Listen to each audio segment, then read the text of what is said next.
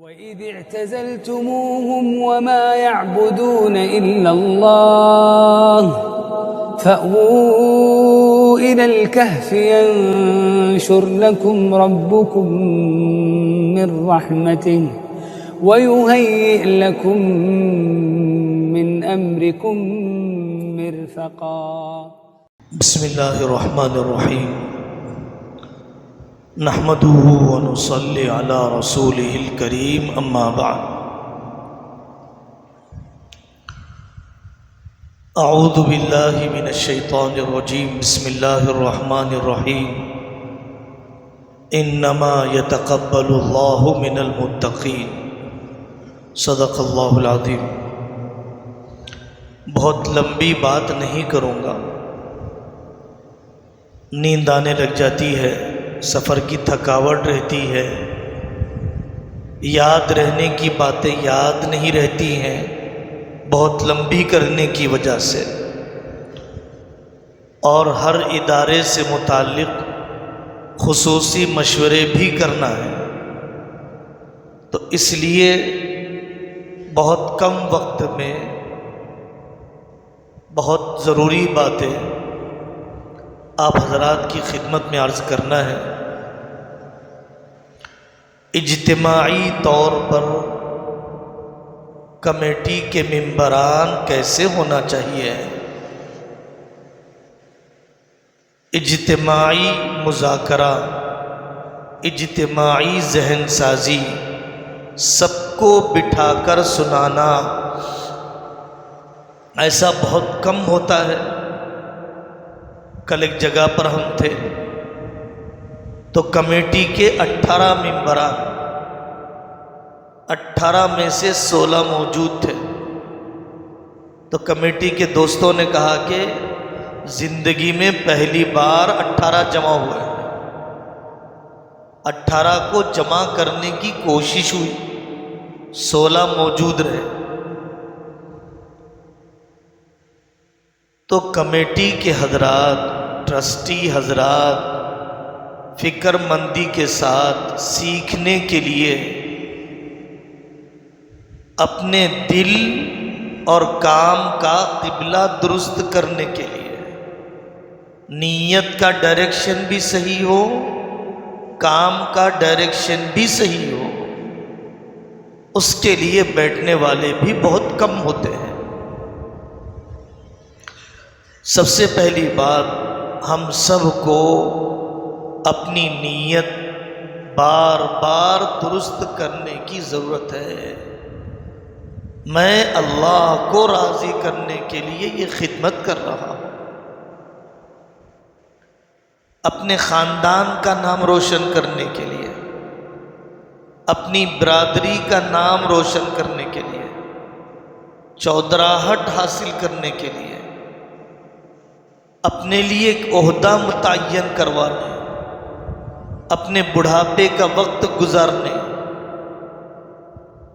ان کاموں کے لیے میں اس ذمہ داری کو نہیں لیا ہوں، صرف اور صرف اللہ کو راضی کرنے کے لیے لیا ہوں، اپنی آخرت بنانے کے لیے لیا ہوں. انما ہممنا الآخرہ، صحابہ فرماتے تھے ہماری منزل تو آخرت ہے. تلک الدار الآخرۃ نجعلها للذین لا یریدون علوا فی الارض ولا فسادا. اللہ کے لیے کرنے والے، آخرت کے لیے کرنے والے، یہ ایسی طاقت ہے، یہ ایسی طاقت ہے کہ دنیا کی کوئی طاقت اس پر غالب نہیں آ سکتی ہے. جب ایک چھوٹا مجمع بھی اللہ اور آخرت کے لیے کھڑے ہو جاتا ہے، کوئی گھٹیا جذبات، کوئی سفلی جذبات، کوئی غیر اللہی جذبات دل میں نہ رہے. دوسری بات، یہ ہمیشہ یاد دہانی کی جاتی ہے کہ نبیوں کا کام نبیوں کے مزاج سے ہوگا، بنیوں کے مزاج سے نہیں ہوگا. لفظ کی قافیہ بندی پہ نہ جائیے، اس میں بہت بڑی حقیقت چھپی ہے. کہ نبیوں کا مزاج الگ ہوتا ہے، بنیوں کا مزاج الگ ہوتا ہے۔ نبیوں کا مزاج اللہ کی ذات پر یقین کرتے ہوئے، نبیوں کا مزاج اپنے آپ کو مثالی نمونہ بناتے ہوئے، نبیوں کا مزاج اپنے خاندان کو آگے بڑھاتے ہوئے، میدان جنگ میں اپنے خاندان کو آگے بڑھایا، قربانی کے موقع پر اپنے خاندان کو آگے بڑھایا۔ نبیوں کا مزاج اللہ کے غیب پر نظر رکھتے ہوئے، انسانوں کے جیب پر نظر رکھتے ہوئے نہیں، نبیوں کا مزاج صرف اللہ کی بڑائی چاہتے ہوئے، اپنی بڑائی، خاندان کی بڑائی، دوستوں کی بڑائی۔ یہ دوسری بات ہے کہ نبیوں کے مزاج کے مطابق کام ہو۔ نبیوں کا مزاج ایک کلی مشترک ہے، بہت اعلیٰ درجہ بھی ہے، بہت نیچے کا درجہ بھی ہے۔ ہمیں اپنے میدان میں جتنا آنا چاہیے۔ تیسری بات، ہم نے مدرسہ نہیں پڑھا ہے، ہم نے مدرسے نہیں دیکھے ہیں، ہم نے مدرسے کے نظام کو اتنا نہیں سیکھا ہے، اگر سیکھا ہے تو چلایا کم ہے۔ ہمیں اپنے ماہروں کے مشورے کی ضرورت ہے، ہمیں اپنے لائن کے ماہروں کے مشورے کی ضرورت ہے۔ میں مفتی صاحب ہوں، میں ہی کنسٹرکشن کراؤں گا، اب عمارت کا جو حشر ہوگا آپ دیکھ لیں گے۔ میں بہت بڑا انجینئر آرکیٹیکچر ہوں، میں سرجری کر کے بتاؤں گا، اب جان باقی رہے گی نکل جائے گی۔ جب آپ کا فن نہیں ہے، نااہل آدمی ہاتھ ڈالتا ہے، سبجیکٹ سے جو آدمی ریلیٹڈ نہیں ہے وہ ہاتھ ڈالتا ہے۔ دو لطیفے ہیں، بہت بڑی حقیقت سمجھاتے ہیں۔ ایک آدمی نے دیکھا باز کا پرندہ بادشاہ کے پاس سے اڑ کر بڑھیا کے پاس چلے گیا۔ گاؤں کی بڑھیا، باز کے پرندے کو اس نے نہیں دیکھا تھا، جیسے ہی اس کے ہاتھ کو لگ گیا، چونچ بڑی ہے اور ٹیڑھی ہے، ناخن بڑے ہیں اور ٹیڑھے ہیں، پر بہت بھدے ہیں، پھیلے ہوئے ہیں۔ تو اس بڑھیا نے کہا کہ تیرا خیال ہی نہیں رکھا لوگوں نے، چل میں تیرے چونچ کاٹ دیتی ہوں، کھانے میں تکلیف ہو رہی ہوگی بہت، ناخن نہ جانے کتنے مہینے ہفتے ہو گئے، میں خوبصورت بنا دیتی ہوں، ناخن کاٹ دیے، اور پھر اس کے بعد پر کو بھی درست کر دیا۔ بادشاہ کا نمائندہ تلاش میں نکلا کہ باز آخر گیا کہاں، تو بڑھیا کے پاس نظر آیا۔ جو شکار کرنے کی صلاحیت تھی وہ ختم کر دی گئی، جو حملہ کرنے کی استعداد تھی وہ چھین لی گئی۔ ایسے ہی نااہل آدمی کے پاس قیمتی چیز چلی جاتی ہے تو ضائع ہو جاتی ہے۔ دوسری مثال، بندر نے دیکھا کہ مچھلیاں پانی میں پھڑک رہی ہیں تو بہت فکر مند ہو گیا، بہت درد پیدا ہو گیا اس کے اندر کہ مچھلیاں پریشان ہو رہی ہیں پانی میں، تکلیف ہو رہی ہے انہیں پانی میں۔ ایک ایک مچھلی کو پانی سے نکال کر کنارے ڈالنے لگ گیا، ان پر رحم کھا کے۔ اب آپ کو اندازہ ہے کہ ان کی زندگی ہی پانی میں ہے، باہر نکالنا ان کی زندگی نہیں، موت ہے۔ مولانا سرکاری امداد لے لیں گے، چندہ کرنے کی محنت نہیں پیش آئے گی، یہ مدرسوں کے پروں کو کاٹ دینا۔ فلانا لیڈر 10 لاکھ دینے تیار ہے، الیکشن کے موقع پر صرف ایک فوٹو چاہتا ہے، یہ ہمیں پانی سے نکال دینا ہے، ہماری جان چھین لینا ہے، ہمارے اللہ سے تعلق کو کمزور کر دینا ہے، ہماری عوام سے وابستگی کو کمزور کر دینا ہے۔ ماہر سے پوچھ کے چلنا، جاننے والوں سے پوچھ کے چلنا، مالیات کا نظام فائنینشیل کیسے ہو، تعلیم اور ایجوکیشن کا نظام کیسے ہو۔ 3 باتیں ہو گئی۔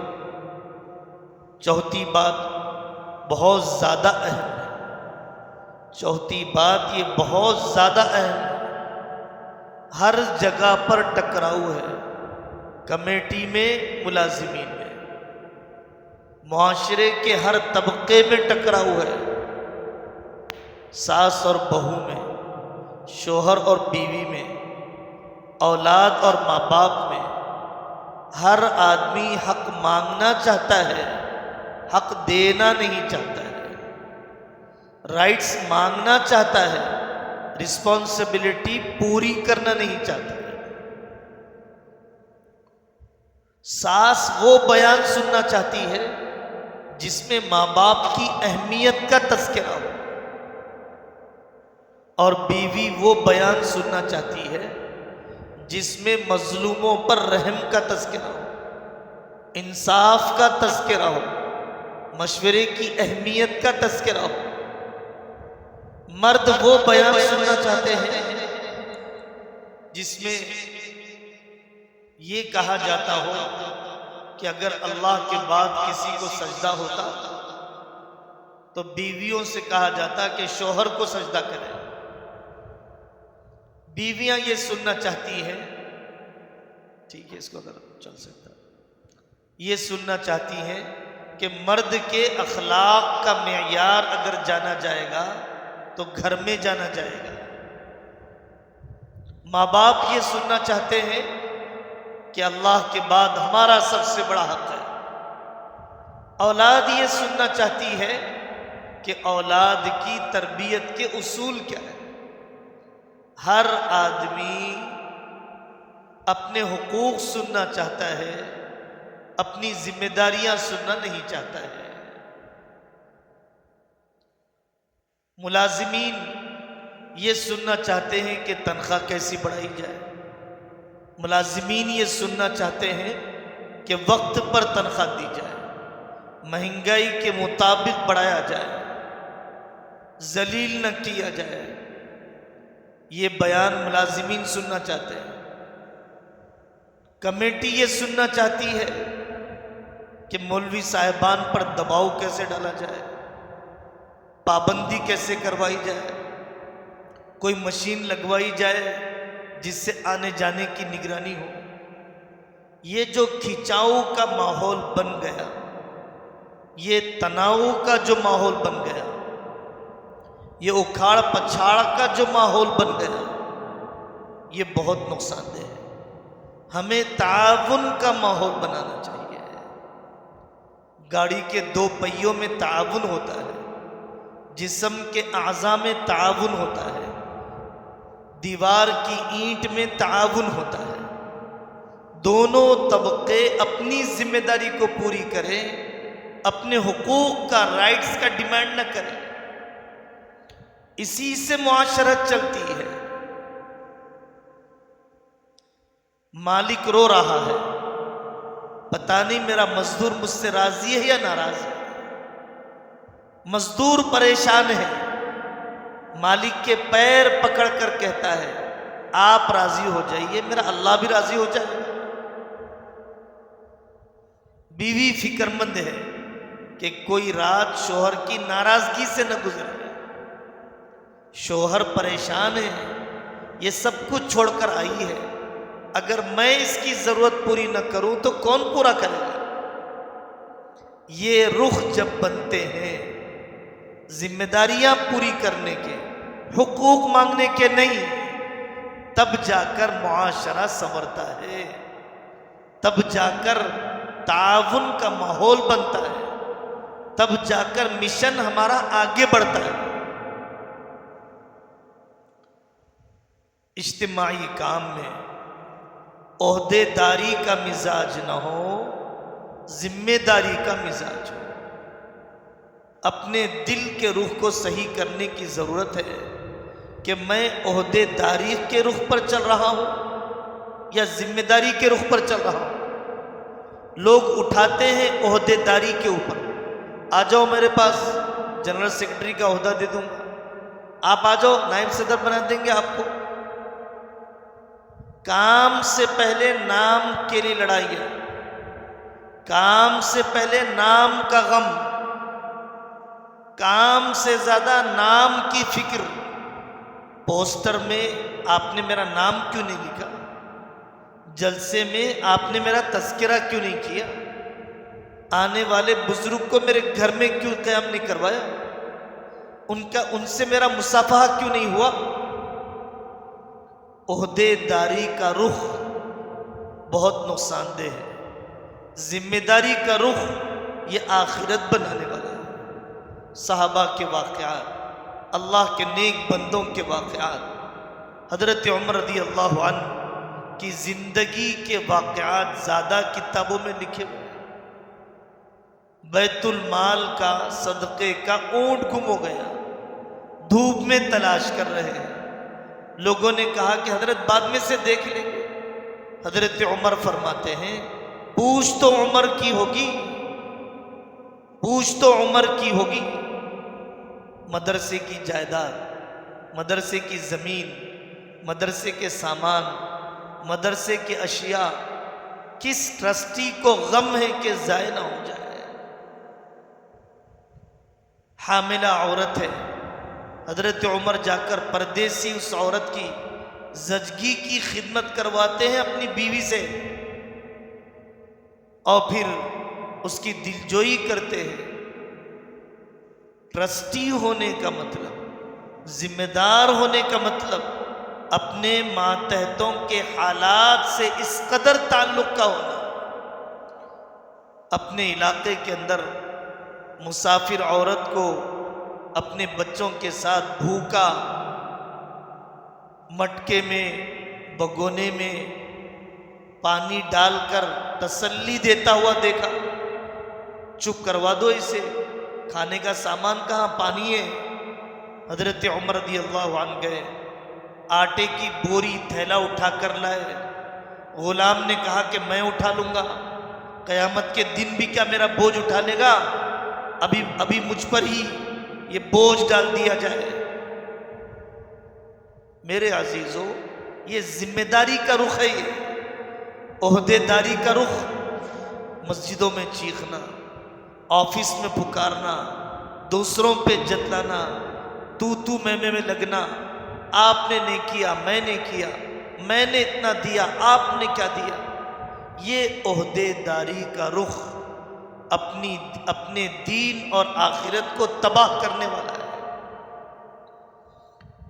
حضرت عمر رضی اللہ عنہ کی بیوی کو ایک بادشاہ کی بیوی نے ان کے سستے عطر کے بدلے میں قیمتی ہیرے بطور ہدیے کے بھیجے۔ حضرت عمر رضی اللہ عنہ نے فرمایا یہ قیمتی ہیرے اس لیے نہیں آئے کہ آپ عمر کی بیوی ہیں، یہ اس لیے آئے ہیں کہ آپ خلیفۃ المسلمین کی بیوی ہیں۔ یہ قیمتی ہار، یہ قیمتی ہیرے آپ بیت المال میں جمع کروا دیجئے۔ خوشبو تقسیم ہو رہی ہے، آپ کے جسم کو خوشبو نہ لگ جائے اجتماعی مال کی۔ اکابر نے اجتماعی مال سے اپنے آپ کو بچایا، اجتماعی مال یتیم کے مال کی طرح۔ ٹرسٹ نے، ذمہ دار نے تنخواہ طے کر دیا، ڈرتے ڈرتے وہ تنخواہ لے لیا، لیکن اجتماعی مال میں خیانت سے اپنے آپ کو بچایا۔ بہت واقعات ہیں اکابر کے۔ تو میں نے اس بات کو عرض کیا کہ آپ ذمہ داری کے رخ پر چلیے، عہدے داری کے رخ پر مت چلیے۔ عہدے داری کا رخ تکبر پیدا کرے گا، دل کو سخت کر دے گا، حق تلفی کی طرف لے جائے گا، ظالم بنا دے گا۔ مخلوق اور زمین پر، آسمان میں آپ مبغوض بن جائیں گے، ناپسندیدہ ہو جائیں گے۔ ذمہ داری کا رخ آپ کو محبوب بنائے گا، دنیا اور آخرت کی عزتیں ملیں گی، چہیتے بن جائیں گے، کام میں نورانیت آ جائے گی۔ حضرت عمر کی طرح جنازہ اٹھنے پر جنگل سے جنات کے رونے کی آواز آئی. ایک بات یہ ہے، جس کام کی ذمہ داری میں نے لی ہے اس کام کو مجھے وقت دینا ہے. اتنا تعجب ہوتا ہے مجھے، اتنا تعجب ہوتا ہے. یہ فارم بنایا گیا ساتھیوں کو توجہ دلانے کے لیے، آئینہ سامنے رکھا گیا احساس دلانے کے لیے کہ آپ نے سال بھر میں مدرسے کے لیے کتنے گھنٹے دیے، کتنے طلباء کو آپ نے داخل کروایا، کتنا آپ نے مالیے کے مستحکم کرنے کی کوشش کی. مال ایک ضرورت ہے، نہ آئے کوئی غم نہیں. کوشش کتنی کی ہے، وقت کتنا دیا ہے. پوچھا گیا اس میں کب کس استاد کے گھر والی کی طبیعت خراب ہونے پر آپ کی گھر والی دوڑ کر گئی ہے. کون سا ٹرسٹی ہے جو رات میں آتا ہے طلباء کی نیند پوری ہو رہی ہے نہیں ہو رہی ہے، ان کے ساتھ کھانا کھاتا ہے کہ یہ کھانا جو میرے مدرسے میں پک رہا ہے وہ طلباء کے کھانے کے قابل ہے یا نہیں ہے. جو تنخواہ میں اپنے ملازم کو دے رہا ہوں کیا اس تنخواہ میں میرا یا میرے بچے کا گزر بسر ہو سکتا ہے یا نہیں ہو سکتا ہے. جب وقت دیں گے تو احساس ہوگا، جب وقت ہی نہیں دیں گے. میں وقت دے رہا ہوں دکان میں، شکر وہاں پر ڈالیے تو مٹھاس وہیں پر آئے گی، مدرسے میں تھوڑی آئے گی. کمپنی میں وقت دے رہا ہوں تو مکتب میں مضبوطی کیسے آئے گی. کتنی مرتبہ چاکلیٹ کا ڈبہ میں نے لیا، مسجد کے دروازے پر کھڑے ہو گیا ایک ایک بچے کو پیار سے چاکلیٹ دینے کے لیے. فین بسکٹ کا ڈبہ لیا ایک ایک بچی کو پیار سے تقسیم کرنے کے لیے. خوبصورت نقاب خرید کر لائے مکتب کی بچیوں میں محبت سے تقسیم کرنے کے لیے.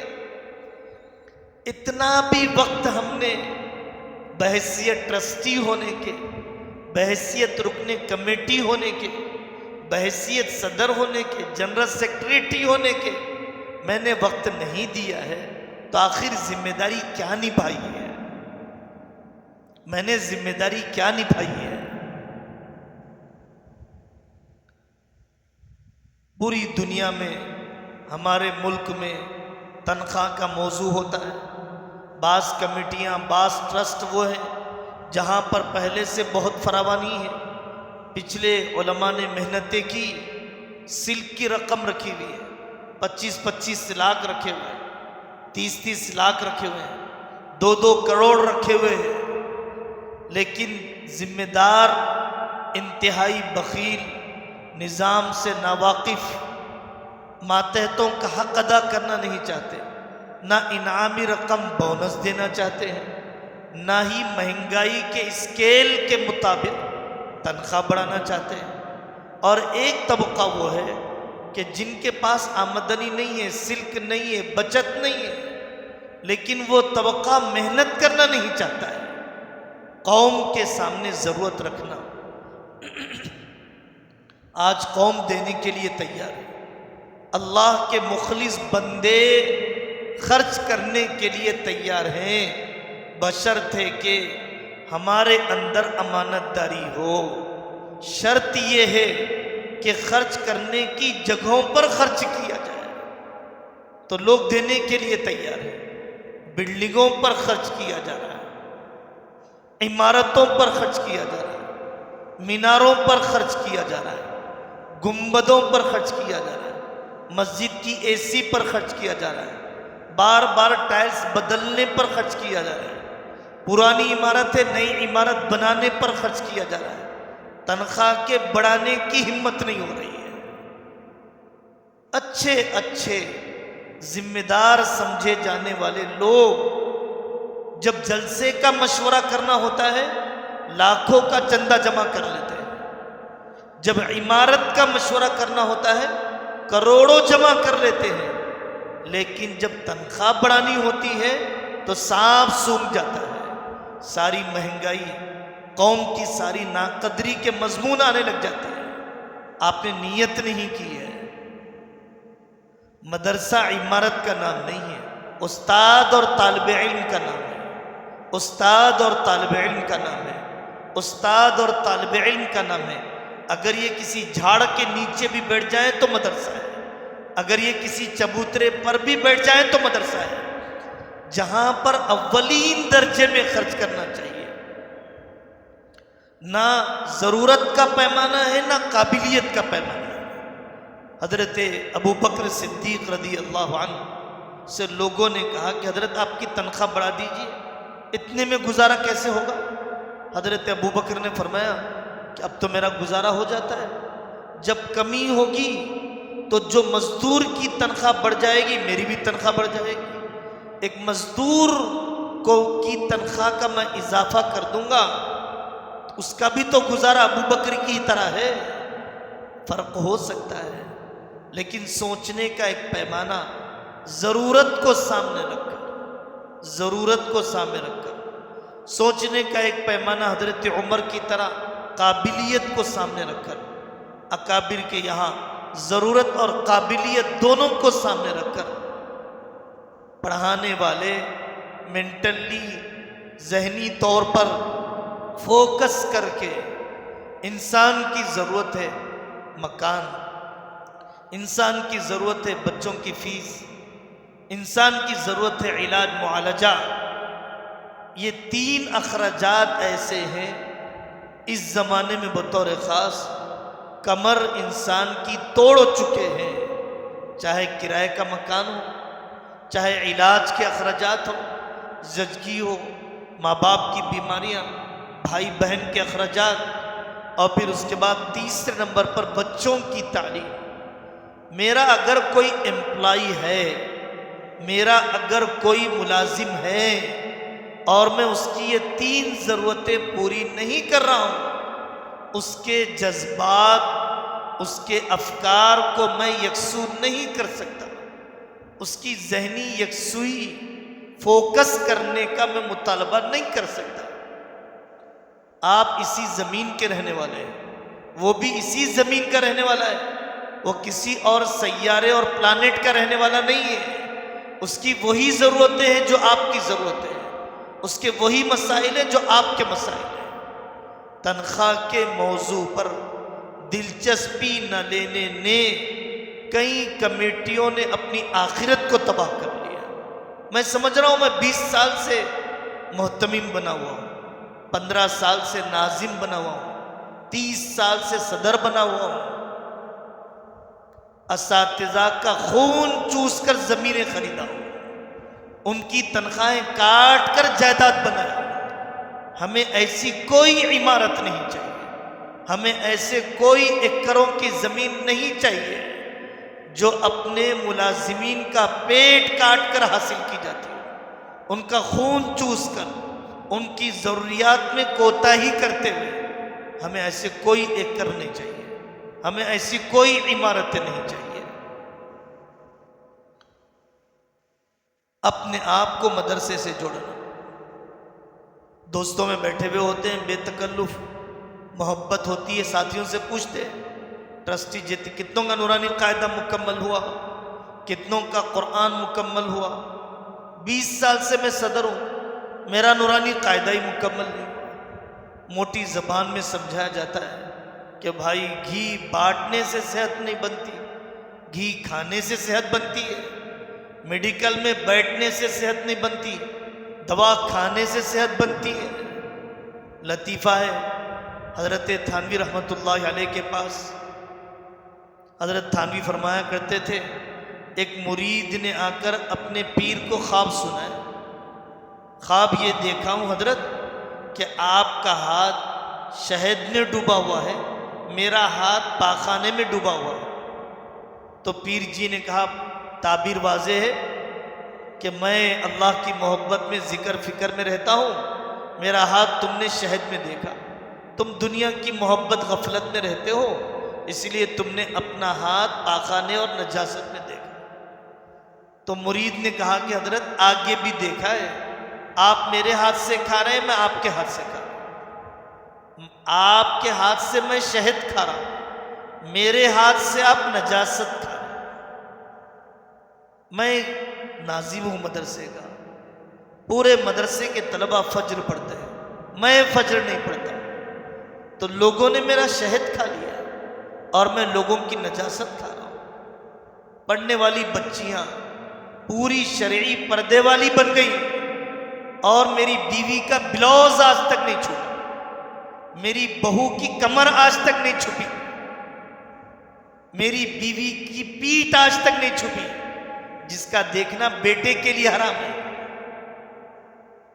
تو پوری دنیا میرے شہد سے فائدہ اٹھا رہی ہے اور میں اس کی نجاست سے فائدہ اٹھا رہا ہوں۔ مدرسے میں آ کر دوسرے تاجروں نے اپنی تجارت کو لون سے، زسٹ منی سے، انسٹالمنٹ سے، کریڈٹ کارڈ سے بچا لیا، پاک کر لیا، اور میں ٹرسٹی ہوں، ذمہ دار ہوں، میں خود لونوں میں رہنوں میں پڑا ہوا ہوں۔ باہر کے لوگوں نے آ کر میرے مدرسے میں اپنی جائیداد شریعت کے ضابطے کے مطابق تقسیم کر لی، اور جب میرے بیٹوں کا جھگڑا آیا ہم پولیس اسٹیشن چلے گئے۔ یہ سب واقعات بتلاتے ہیں کہ ہم جس ادارے کو چلا رہے ہیں، جس علم کو پھیلا رہے ہیں، ہم نے اس ادارے اور اس علم سے خود ہم نے فائدہ نہیں اٹھایا ہے، خود ہم نے فائدہ نہیں اٹھایا ہے۔ شیخ سعدی رحمۃ اللہ علیہ فرماتے ہیں، اندھا ہے چراغ لیے پھر رہا ہے، دوسروں کو تو راستہ مل جائے گا، یہ گڑھے میں گر جائے گا۔ اس روش کو بدلیے۔ آپ خود اپنے خاندان کے لڑکوں اور لڑکیوں کی دینداری لانے کی فکر کیجئے، آپ خود علم حاصل کرنے کی فکر کیجئے، آپ خود اپنے قرآن کو درست کرنے کی فکر کیجئے، اور جب کوئی جلسے اور مجلس کی بات آئے، میرا خاندان اس جلسے سے کیسے فائدہ اٹھائے، میرا خاندان اس مجلس سے کیسے فائدہ اٹھائے، پہلے اپنے خاندان کو سوچیے۔ سیاسی اور تجارتی اپنے ذاتی جھگڑوں کو مدرسے کے معاملات میں نظر انداز ہونے نہ دیجیے۔ جہاں پر پرسنل بینیفٹس، ذاتی مفادات کو اجتماعی مفادات پر ترجیح دی جاتی ہے، وہاں کا نظام بکھر جاتا ہے۔ آپ نے مجھے سلام نہیں کیا، اس لیے میں آپ کو نکال دینا چاہتا ہوں۔ آپ نے مجھ سے اجازت نہیں لی، اس لیے میں آپ کو نکال دینا چاہتا ہوں۔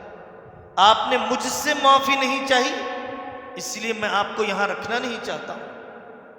یہ انا کا مسئلہ ہے، ذاتی مفاد کا مسئلہ ہے۔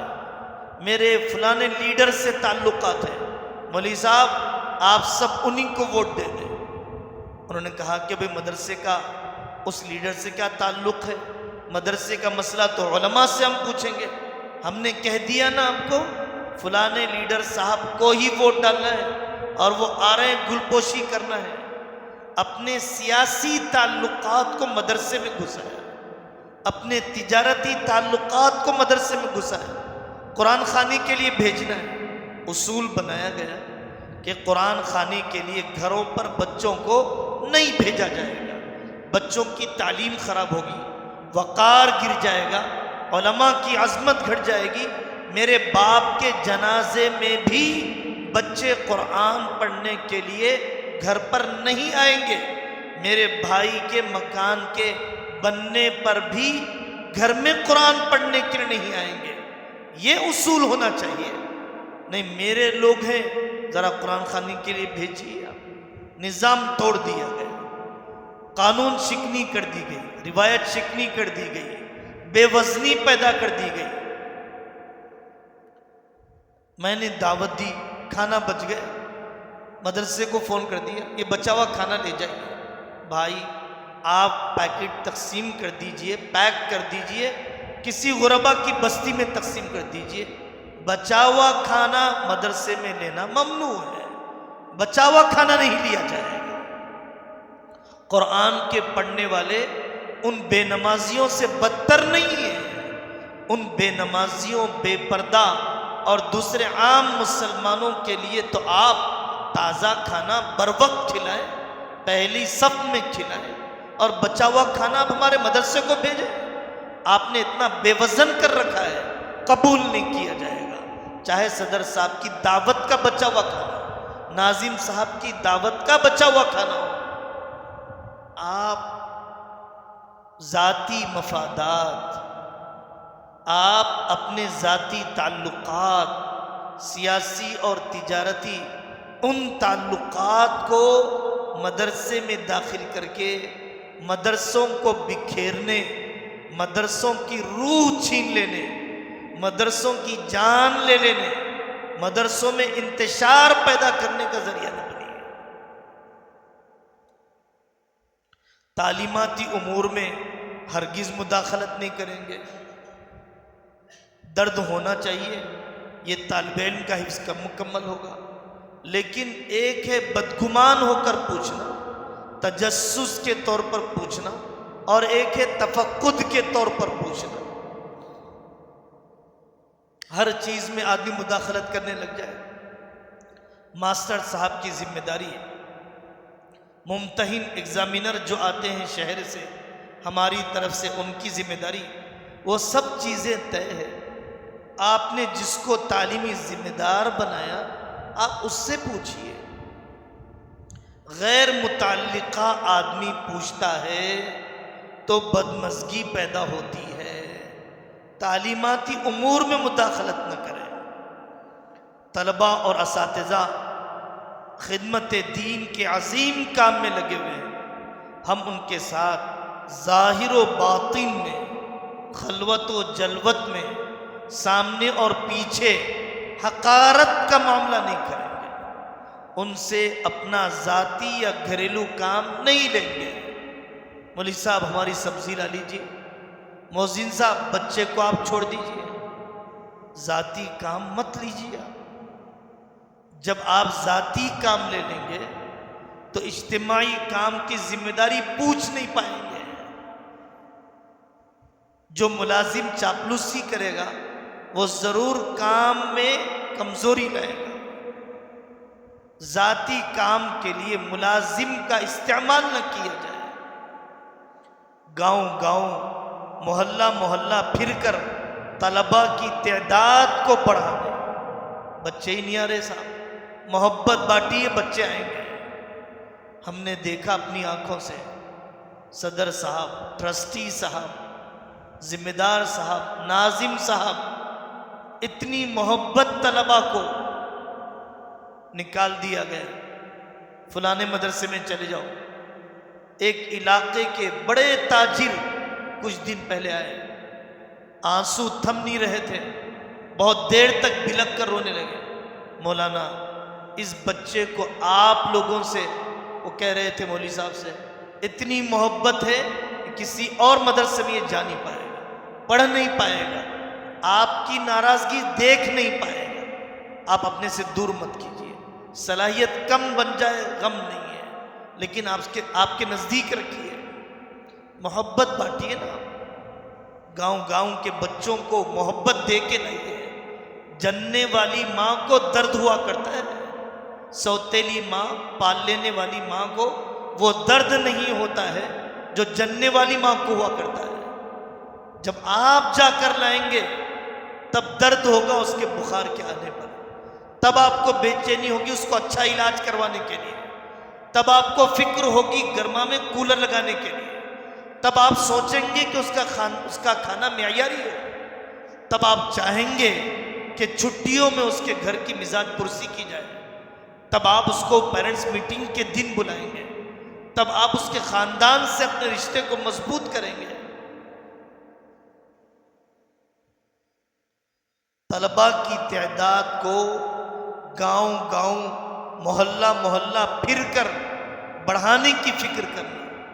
طالبات کے مدارس ہیں، لڑکیوں کا مدرسہ ہے، 18 بچیاں آتی ہیں، 29 بچیاں آتی ہیں، 40 بچیاں آتی ہیں، آپ کے خاندان کی کیوں نہیں آتی ہیں صاحب؟ ٹرسٹی صاحب کے خاندان کی عورتیں کیوں نہیں آتی ہیں؟ ناظم صاحب کے خاندان کی عورتیں کہاں جاتی ہیں؟ کیا یہ سب بڑی عالمات بن گئی ہیں تو پڑھانے کے لیے رکھ لیں گے؟ اور اگر یہ ابھی ناواقف ہی ہیں تو کیا جہالت پر مرنا چاہتی ہیں؟ اپنے گھر کی عورتوں کو تو جوڑیے، اپنے طالبہ اپنی لڑکیوں کو تو جوڑیے۔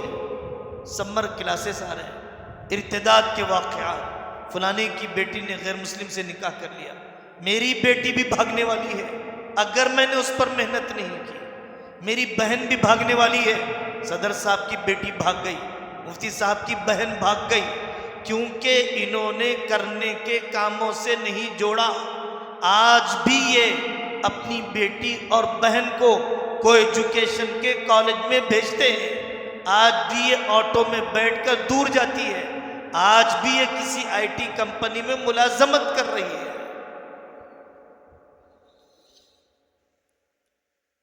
ایک دیندار اور ذمہ دار آدمی کا بدعنوانی کرنا، بے عملی کرنا عوام الناس میں زیادہ بے باکی پیدا کرتا ہے۔ مفتی صاحب کی بیٹی بھاگ گئی، اب ہمارا کیا ہے؟ فلانے صاحب کی بھاگ گئی، اب ہمارا کیا ہے؟ بے باکی آ جاتی ہے ہماری بے عملی کی وجہ سے۔ حضرت تھانوی فرماتے ہیں کہ ذمہ دار طبقہ اہل علم طبقے کی بے عملی کی وجہ سے عوام میں بے باکی آ جاتی ہے۔ اپنی عورتوں کو پہلے جوڑیے، اپنے بچوں کو پہلے جوڑیے، سمر کلاسز سے، گرمائی کی جماعتوں سے، انتظام سے متعلق جو بات بھی کہنا ہے پہلے مشورہ تو کیجیے۔ ہر جگہ کمیٹیوں کے ساتھ ہم بیٹھتے ہیں، بھائی آپ لوگ کتنے دن میں ایک مرتبہ بیٹھتے ہیں؟ 15 دن میں ایک مرتبہ، مہینے میں ایک مرتبہ، مشورے کے امور لکھ کر پورے ساتھی سنجیدگی کے ساتھ دعا درود کرتے ہوئے، فکر مند ہو کر، محبتوں کے ماحول میں جب مشورے میں بات ہو جائے گی تو فونوں پر بات نہیں ہوگی۔ جب اجتماعی مذاکرہ ہو جائے گا، انفرادی تذکرے نہیں ہوں گے۔ جو مشورے میں نہیں ہوتا ہے وہی مسائل پیدا کرتا ہے۔ فلانا کام کیسے کرتی ہے، ہم سے تو پوچھا ہی نہیں، تو آپ تو مشورے میں کہاں تھے؟ مشورے میں آتا نہیں ہے اور باہر ماحول خراب کرتے پھرتا ہے۔ جو مشورے کا وقت طے ہے، مشورے کا دن طے کیجیے۔ آئندہ ملاقات ہوگی، آپ سب حضرات سے مشورے کی کاپی دیکھی جائے گی، مشورے کے امور دیکھے جائیں گے، کن امور کو رکھ کر آپ نے مشورہ کیا ہے۔ اپنی ذاتی رائے پر اصرار نہ ہو۔ جس کو ہم نے سرپرست بنایا ہے ان سے ہم پوچھ لیں گے کہ آپ کا منشا کیا ہے، اس منشا کے مطابق ہم کام کر لیں گے۔ موٹی مثال کہی جاتی ہے کہ کوئلے کو کوئلے سے رگڑنے پر سونا نہیں نکل جاتا، زیرو زیرو ملانے سے ایک نہیں بن جاتے، سب جاہلوں کے جمع ہو جانے سے علم پیدا نہیں ہو جاتا۔ آپ جاننے والوں سے پوچھ لیجیے۔ ہماری بیٹھک میں یہ مسئلہ حل نہیں ہوا، بڑوں سے پوچھ لیں گے، ہمارے بڑے جو کہیں گے وہ ہم کریں گے۔ نفسانیت سے نکلنے کے لیے ہی کسی کو بڑا طے کیا گیا، باہمی مخاصمت اور تنازعے سے نکلنے ہی کے لیے بڑوں کو بڑا بنایا گیا۔ پڑھانے والا عملہ، ٹیچنگ اسٹاف، تدریسی عملے میں کمزوری ہے، سرپرست کو بتائیے، ہم جب آئیں جب بتائیے، فون پر ہمیں بتائیے، جو ہمیں توجہ دلانا ہے توجہ دلائی جائے گی، بہتری لانے کی فکر کی جائے گی۔ جہاں پر مطبخ ہے پیسے دے کر آپ کھانا کھائیے، مدرسے کا کھانا آپ کھائیے، مدرسے کے بیت الخلاء کو آپ استعمال کیجیے، مدرسے کے روم میں آپ جا کر بیٹھیے، کبھی نگرانی کے طور پر آرام کیجیے، پتہ چلے کہ ضروریات کیا ہے مدرسے کی۔ مہمان باہر سے آئے، انہیں تو مٹن کا قیمہ کھلا دیا گیا، بہت مہنگے قسم کے دسترخوان سجا دیے گئے. ہمیں پتہ ہی کیا ہے کہ طلبہ کو کیا کھلایا جا رہا ہے.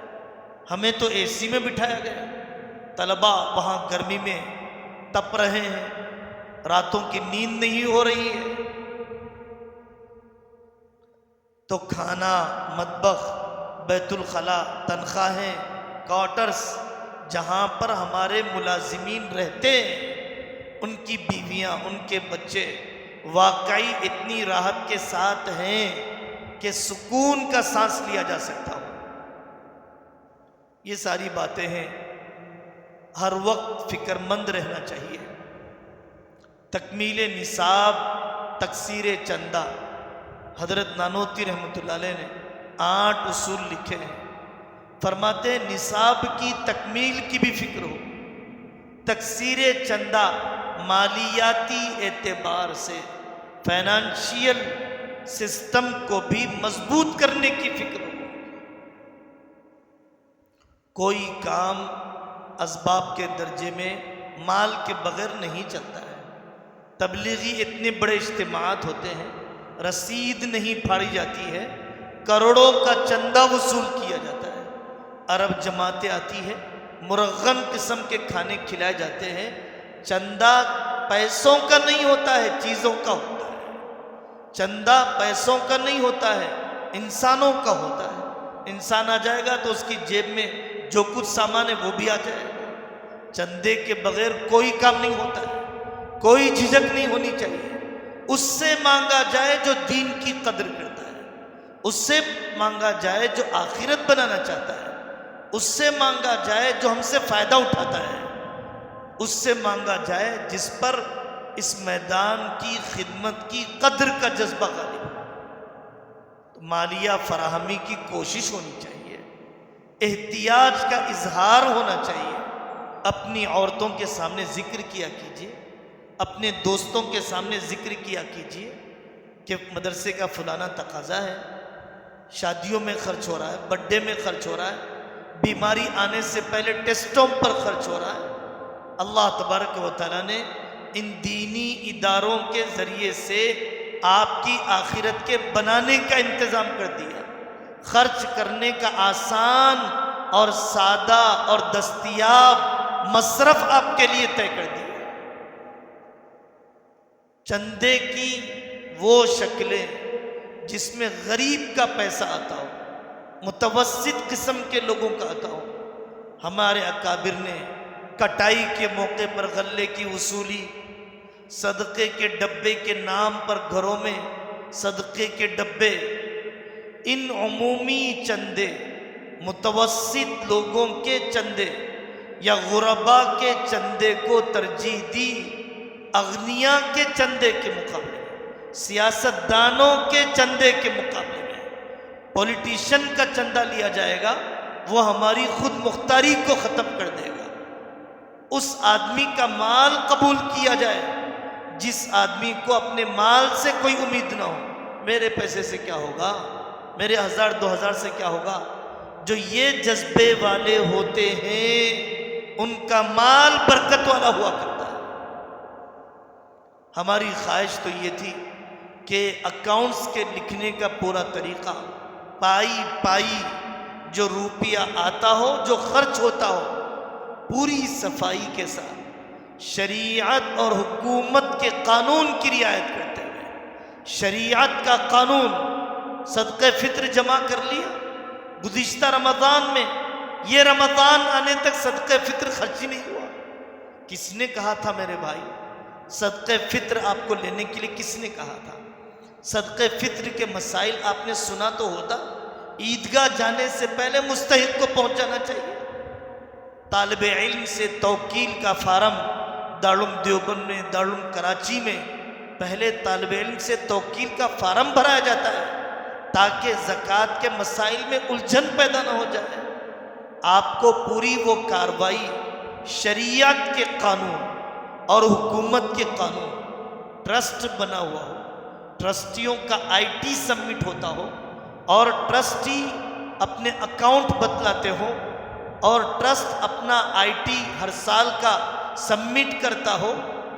سی اے کے ذریعے سے، سی اے کے قوانین کے مطابق یہ پورے کام ہمیں کرنے ہیں۔ کوئی کام حکومت سے ڈھکے چھپے انداز میں نہیں کیا جا سکتا۔ کام بڑھانا ہے تو اوپن رکھنا ہے، کام بڑھانا ہے تو پھر شفافیت رکھنا ہے، اللہ کے یہاں مقبول کرنا ہے تو شرعی ضابطوں کی رعایت کرنا ہے، شرعی ضابطوں کی رعایت کرنا ہے۔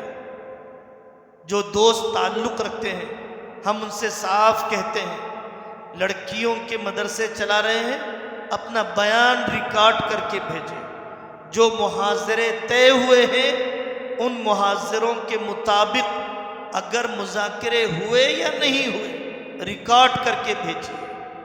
طلبہ سال کے شروع میں جو ہدایات دی جانی چاہیے، یوم والدین اور پیرنٹس میٹنگ میں جو بات ہونی چاہیے وہ ہوئی یا نہیں ہوئی، آپ ریکارڈ کر کے بھیجیے، آڈیو ریکارڈ کر کے بھیجیے، ٹیلی گرام پر ریکارڈ کر کے بھیجیے۔ ہمارے سرپرست حضرت مولانا احمد عبید الرحمن اطہر صاحب، وہ تو متعلقہ اداروں کے ناظرہ کی پوری جماعت کا 2-4 دن میں ایک مرتبہ کم از کم قرآن ریکارڈ کر کے بھیجنے کے لیے کہتے ہیں۔ اپنی سہولت سے میں سن لوں گا، جو قابل توجہ بات ہوگی وہ بول دوں گا، قلبی اعتبار سے عنایت ان کی طرف متوجہ رہے گی۔ ہم کسی کی گرفت میں تو رہیں گے، کسی کے مواخذے کا ڈر تو رہے گا، طبیعت بے لگام ہو جاتی ہے، نفس بہک جاتا ہے جب آدمی اپنے بڑوں سے جڑا ہوا نہیں رہتا ہے۔ اللہ تبارک و تعالی ہم سب کی کوتاہیوں کو معاف فرمائے، اور جس ضابطے کے مطابق کام کرنے کے لیے کہا جا رہا ہے، جن اصول کے مطابق کام کرنے کے لیے کہا جا رہا ہے، ویسا ہی کام کر کے آئندہ اپنی کارگزاری بتانے کی ہمیں کوشش کرنا ہے۔ اللہ تعالی ہم سب کو عمل کرنے کی توفیق عطا فرمائے۔ دعا ہو جائے گی، دعا کے بعد فردن الگ الگ کمیٹیوں کے جو انفرادی مسائل ہیں انشاءاللہ بیٹھ کر اس سلسلے مشورہ کر لیا جائے گا۔ شام تک کا پورا وقت فارغ ہے، یکسو ہے، الگ الگ علاقوں میں تھوڑے سے وقت کے لیے جلسے میں آ کر شرکت کر کے چلے جانے سے پورے مشورے نہیں ہو پاتے ہیں، اس وجہ سے آپ کو یکسوئی کے ساتھ 6-7 گھنٹے کا وقت فارغ کر کے آنے کے لیے کہا گیا۔ جب تک اپنے معاملات پورے نہ ہو جائیں، مشورے مکمل نہ ہو جائیں، اس وقت تک کوئی ساتھی واپسی کا سفر نہ کرے۔ الحمدللہ رب العالمین۔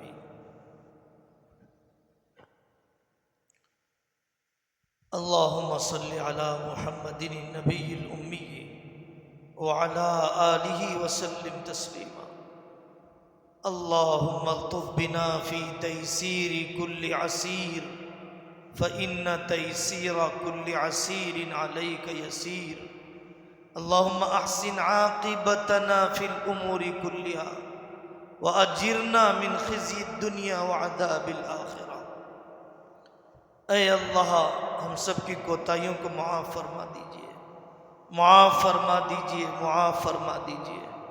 اے اللہ ان ذمہ داریوں کے کوئی اہل نہیں ہے، نہ عمر کا تقوی ہے، نہ قاری صدیق کی امانت ہے، نہ ہردوئی کے اصول ہے، نہ دعا کی طاقت ہے، نہ عوام میں قبولیت ہے، نہ نیت کا اخلاص ہے۔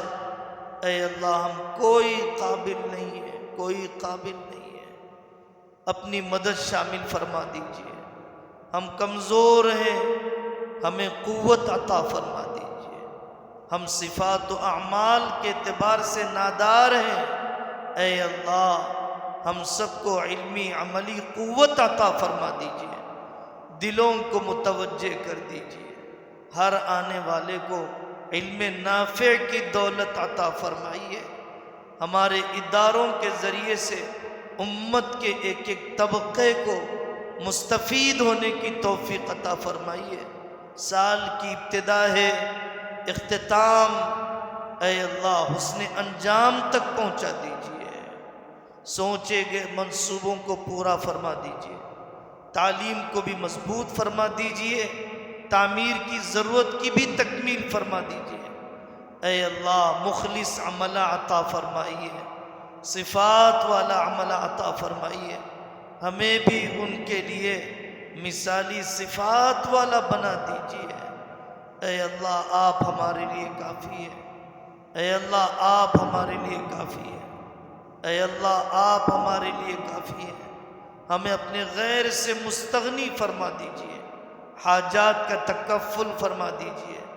اے اللہ ہمارے اداروں سے ایک ایک شعبے کا دین زندہ فرمائیے، حاجیوں کا، تاجروں کا، مردوں کا، عورتوں کا، جوانوں کا، اسکولوں کا، سیاست کا، معاملات کا، معاشرت کا، ہر شعبے کا دین زندہ فرما دیجیے۔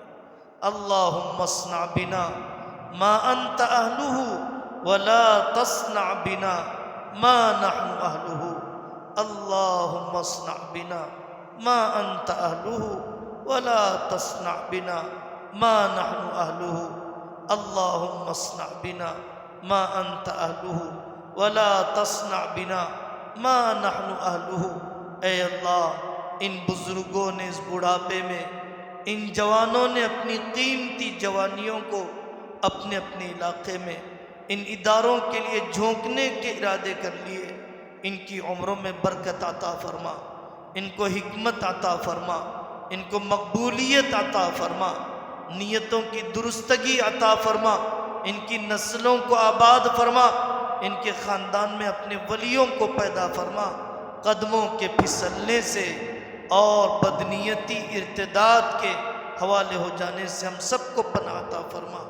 وصلی اللہ تعالی علی خیر خلقہ محمد وعلی آلہ واصحابہ اجمعین والحمد للہ رب العالمین۔